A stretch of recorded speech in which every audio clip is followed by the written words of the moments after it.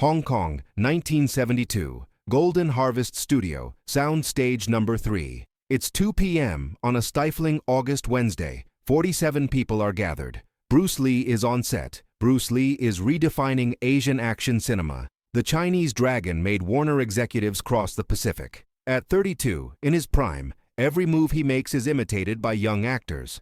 Among them is Jackie Chan, 18 years old, an unknown stuntman. He spent 12 years at the Peking Opera learning acrobatics and martial arts, but here, he is invisible. The scene they are filming is simple. Bruce enters a hallway, faces 6 henchmen, defeats them all in 40 seconds. Choreography with military precision. Every movement planned, rehearsed, refined. Bruce does not improvise.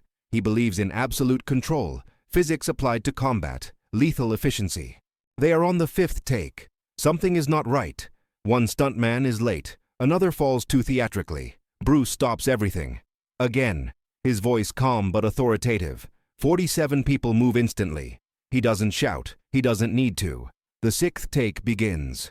Bruce moves like water, strikes cutting through the air with precision that makes veterans stop to watch. It's not choreography, it's real combat controlled. The stuntmen fall. Perfect scene. "Cut!" shouts the director. "It's a print!" The set explodes into movement. Bruce walks to his chair, wipes the sweat. He is not panting. Even after 6 brutal takes, his breathing is calm. Jackie Chan is 5 meters away, watching. He spent the last hour studying every movement. The hip pivot, fists in a straight line, economy of movement, absence of tension in the shoulders. Jackie is not just admiring, he is obsessed. For the last 3 months, he has been constantly watching Bruce. He studies how he warms up, how he breathes, how he positions himself.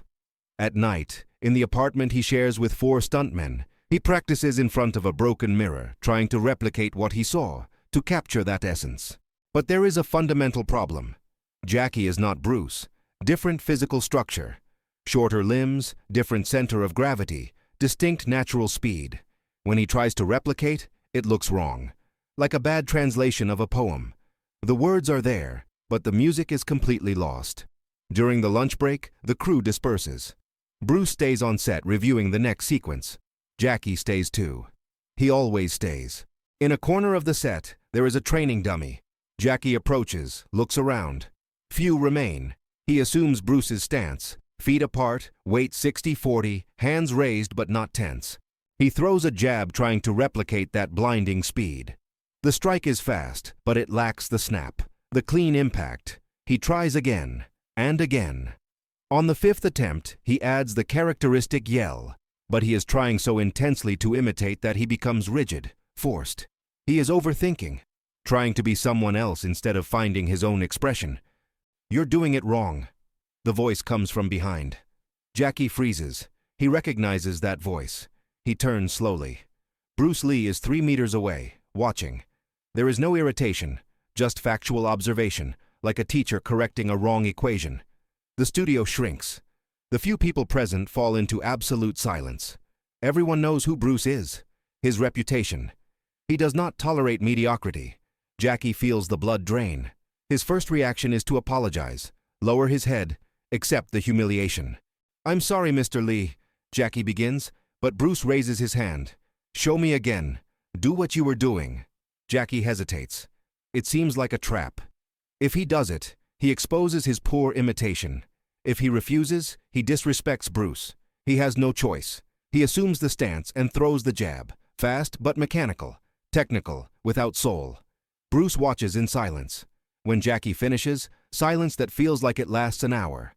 Then Bruce speaks. "You're trying to be me. Why?" The question catches Jackie off guard. Because you are the best. Everyone wants to move like you." Bruce shakes his head. "That's your problem. Wasting energy trying to be someone else. You will never be me. You shouldn't be." The silence in the studio is absolutely total and heavy. The technicians present have completely stopped working. The fight choreographer lowered his notebook. Everyone is watching this unprecedented interaction between the greatest martial arts star in the entire world and a completely unknown 18-year-old stuntman. Bruce continues his lesson. "I'm going to show you something important now. Assume your true natural stance, not my stance, your own." Jackie hesitates, confused. I don't know what my natural stance is, he admits with painful honesty. Exactly, Bruce responds with understanding. Because you've spent so much valuable time trying to copy other masters that you've completely forgotten to discover who you really are beneath the imitations. Bruce steps back a few deliberate paces. Attack me now, he says suddenly, an unexpected command. Jackie is completely confused. How should I attack? However you want to. Don't think about technique, just react instinctively. Attack me in the way your body naturally wants to. Jackie doesn't move an inch. This has to be a cruel test. If he really attacks Bruce Lee physically, he'll be fired from the job immediately. I'm waiting, Bruce says, and there is something in his tone that communicates genuine encouragement, not irritated impatience. Jackie takes a deep breath. He lunges forward, attempting a straight punch. His Peking opera instincts take over without conscious permission. Without thinking, without calculating, he adds a characteristic sidestep, a feint, something acrobatic he learned years ago from his strict masters. Bruce easily dodges the attack, but there is a genuine smile on his face. See that? He says, pointing. That sidestep, that specific movement, that wasn't mine, that was completely yours. That had its own personality, that had real creativity. Jackie is processing what he just heard, trying to understand. But I didn't land the blow, he says, confused by the praise after a failed attack. It doesn't matter if you landed it, Bruce responds firmly. You're thinking like an imitator thinks. An imitator measures success by how close he gets to the original, but a true artist measures success by how authentic he is to himself. Those are two completely different metrics. Bruce walks to the training dummy. When I attack like this, he demonstrates a straight jab, fast as lightning cutting the sky. I'm expressing my essential nature. My personal philosophy is maximum efficiency. Straight line from point A to point B. No wasted movement, no unnecessary flair. That works perfectly for me because it naturally aligns with who I am deep down. But you, he points directly at Jackie, you have a completely different background from mine. You trained in Peking opera for years. You are fundamentally a trained acrobat. Your true strength is not raw speed like mine. It's creativity of movement. It's the ability to use your environment as an ally. It's turning combat into visual performance. Jackie is absorbing every word as if it were sacred scripture, engraving it all in his memory. The biggest mistake young martial artists make, Bruce continues, his voice carrying the weight of experience, is thinking there is only one correct way to do things. My way, or the way of some other famous master. But martial arts are not about copying perfectly. They are about constant discovery. Discovering what specifically works for your body, your mind, your unique nature. He pauses significantly. Do you know what really makes you special? Bruce asks directly. Jackie shakes his head no. No, he admits honestly. You can fall, Bruce says simply. I've seen you during filming these past weeks. You fall from heights that would seriously injure other experienced stuntmen, and you just get up smiling through the pain. You turn brutal physical impact into visual comedy. That is an extremely rare talent. That is something I personally cannot do well. Jackie is genuinely shocked. Bruce Lee, the greatest martial artist in the world, openly admitting there is something he cannot do? My entire style is based on not getting hit, Bruce explains patiently. It's about avoiding, dodging, counterattacking. But your style could be radically different. It could be about getting hit on purpose and turning that into visual art. Using pain in a way that simultaneously entertains and impresses the audience. That is not inferior to my path. It is just fundamentally different and equally valid. Bruce places a firm hand on Jackie's shoulder, an almost paternal gesture. Stop trying to be Bruce Lee, he says, his voice simultaneously firm but gentle. The world already has one Bruce Lee. It doesn't need another, but it doesn't have a Jackie Chan yet. Discover who Jackie Chan really is. Discover what makes you unique, and then be that with absolutely everything you have inside you. He steps away, starting to return to his mark on the set. Then he stops abruptly and looks back one last time. And one last important thing, Bruce adds, that yell you were doing earlier. My characteristic yell, stop it immediately. It sounds forced and fake when you do it because it doesn't come genuinely from within your spirit. Find your own sound, your own battle cry. When you finally discover your own true voice, it will be completely unmistakable. No one will need to ask whose it is. With that, Bruce returns definitively to the set. Production resumes its rhythm. The next scene is prepared and filmed. The day continues its normal flow. For everyone else present, it was just another ordinary filming day. But for Jackie Chan, something absolutely fundamental had changed inside him. A switch had been flipped. A door had been opened. That specific night, back in his tiny and crowded apartment, he does not practice Bruce's precise movements in front of the broken mirror, as he always did religiously. Instead, he experiments freely. He tries strange combinations he's never seen in films. He incorporates the spectacular backflips and acrobatics from Peking opera that he always suppressed. He adds intentional physical humor. He falls on purpose repeatedly and turns each fall into an integral part of the attack movement. At first, it is completely awkward and strange. It doesn't look like anything he's ever seen in any martial arts film. It seems wrong according to all the rules he knows. But for the first time in his entire life, it feels authentic. It feels like him. It feels like Jackie Chan. In the years following this transformative encounter, Jackie Chan would develop a completely unique style that would make him a legend in his own right, an icon as important as Bruce.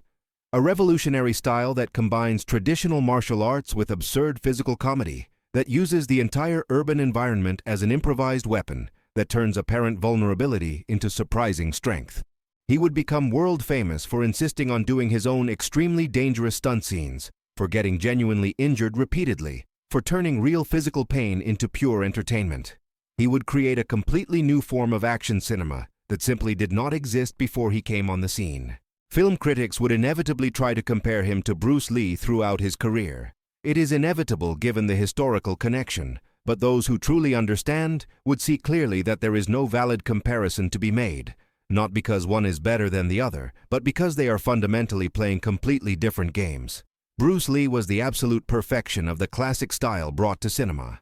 Jackie Chan became the bold invention of something entirely new. In interviews decades later, Jackie would be asked about Bruce, about that day on set. He always tells the same story. Bruce Lee taught me the most important lesson any artist can learn. He taught me to stop being a clone and start being a creator. But there is a detail that Jackie rarely mentions, a detail that only the few people on set that August day remember. After Bruce gave his advice and walked away, after everyone returned to work, the fight choreographer approached Bruce during a break. "Why waste time on him?" the choreographer asked. "Just another stuntman who wants to be a star. There are dozens like him." Bruce watched Jackie from across the room. The young man was practicing falls, experimenting with angles, trying something different. No, there's something in him, something most won't see for years. Willingness to fail, to fall, to look foolish in pursuit of something greater. That's rare. Precious. Pause. Besides, I saw something in his eyes when I caught him imitating. It wasn't arrogance. It was desperation to improve, to learn. You can't teach that hunger. You either have it or you don't. He has it. The choreographer just shook his head and returned to work. Years later, when Jackie became an international name, when his films broke records, when his style influenced a generation, that choreographer would remember that conversation. And he would understand that Bruce hadn't just seen a desperate stuntman. He saw a future icon. He saw potential that needed to be guided, not crushed. He saw someone who, with the right guidance, would not replace Bruce Lee, but join him in the pantheon of legends.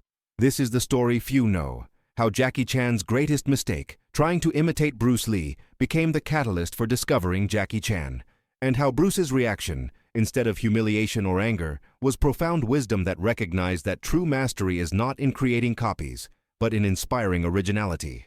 The silence in the studio that day was not just shock, it was recognition. They had just witnessed something rare, a master who chose to elevate instead of diminish, an icon who understood that his legacy would not be measured by how many could imitate him perfectly, but by how many he could inspire to find their own greatness.